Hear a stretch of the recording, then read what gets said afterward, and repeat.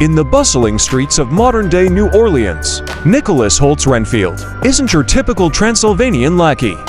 Trapped for centuries in the service of the flamboyant, egocentric Count Dracula played with hammy gusto by Nicolas Cage, Renfield grapples with the existential dread of eternal servitude, fetching blood donations, enduring Dracula's incessant demands, and suffering through his master's melodramatic tantrums have become Renfield's monotonous reality.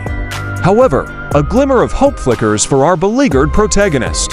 He stumbles upon a 12-step self-help group for codependent relationships, finding solace and camaraderie amongst fellow victims of toxic dynamics. Renfield sees a path to liberation, an escape from the Count's oppressive clutches. But he's not exactly subtle. Mistaking the group's share your abuser's bad traits exercise for a hit list, Renfield eyes them as potential blood donors for Dracula, a way to appease his master while satisfying his newfound desire for independence. He targets a narcissistic boyfriend, leading him to a warehouse brimming with stolen drugs and shady dealings.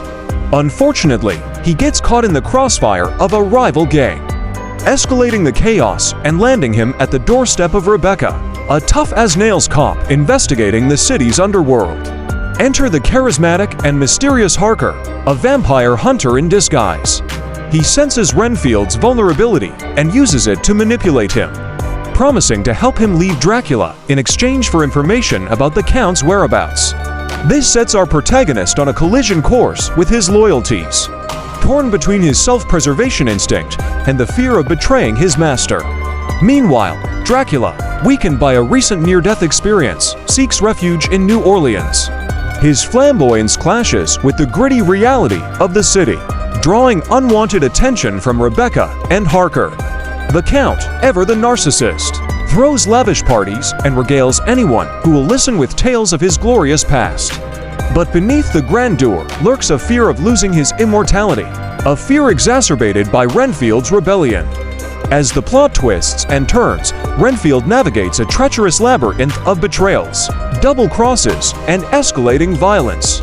He learns to harness the perks of being Dracula's henchman, gaining enhanced strength and resilience from consuming insects.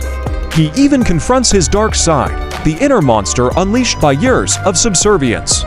Dracula's outdated sensibilities clash with modern technology, his grandiose speeches landing like awkward puns in the fast-paced city. Renfield's attempts at self-help provide ironic humor, his earnest efforts to break free often backfiring spectacularly. The climax throws Renfield into a whirlwind of choices. He must face off against both Dracula and Harker, forced to choose between his master and his newfound desire for freedom.